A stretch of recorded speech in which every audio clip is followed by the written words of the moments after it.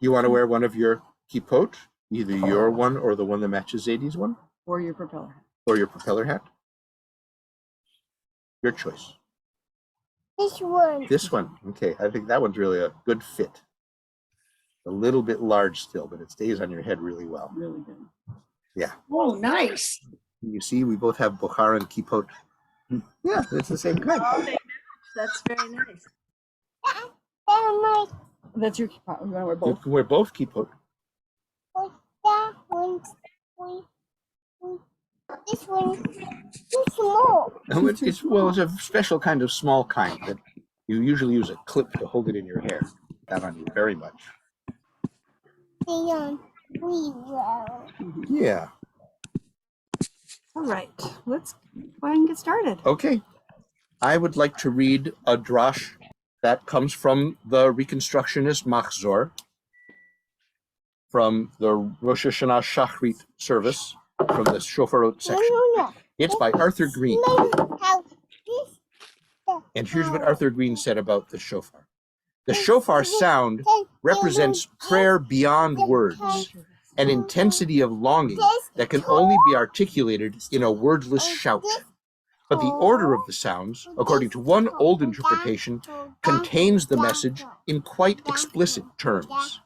Each series of shofar blasts begins with a tekiyah, a whole sound. It is followed by shvarim, a tripartite broken sound whose very name means breakings. I started off whole, the shofar speech says, and I became broken. Then follows truah, a staccato series of blast fragments saying I was entirely smashed to pieces.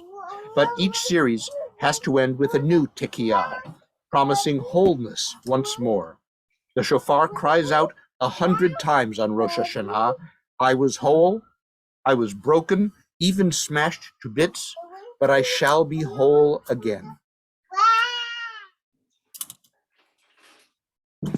Okay, ready to blow the shofar? Okay. Andrine's going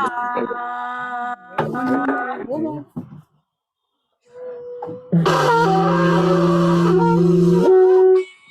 Shemarim Torah.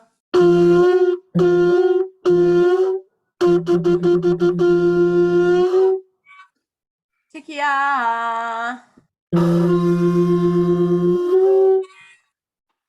Tikya.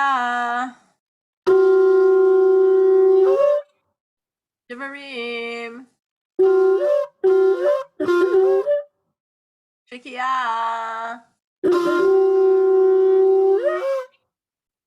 Yeah. Ra. Yeah. Yeah. Nevarim Torah.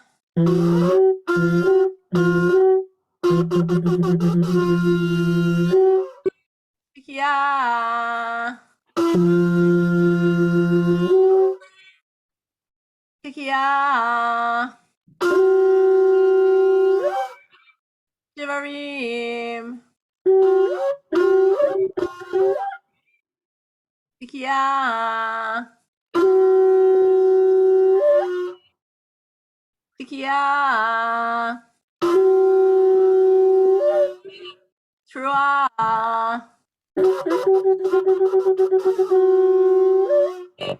Tikia.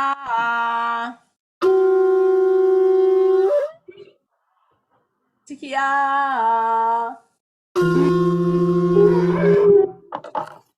Shivering Torah.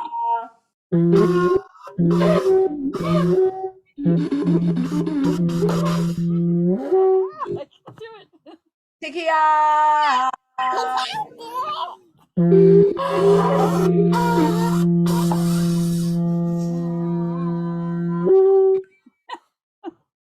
It's hard to do that last blast. Thank you, everyone. Thank you.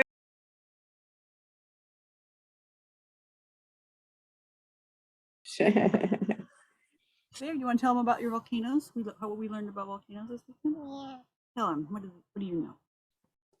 I know that's explodes, but I don't know but I don't know when the fire comes out. You know Right? that it explodes, but you don't know when the fire comes out. Yeah. Yeah. That's pretty good. Just every once in a while, there's fire and lava that comes out, Yeah, we don't know why. but not Mount Hood probably, No. because it's done. We think. And if it does happen, we'll be here with you, and you don't have to worry. Yeah, and the scientists will warn us. The seismologists will all know. They know. They're paying attention all the time.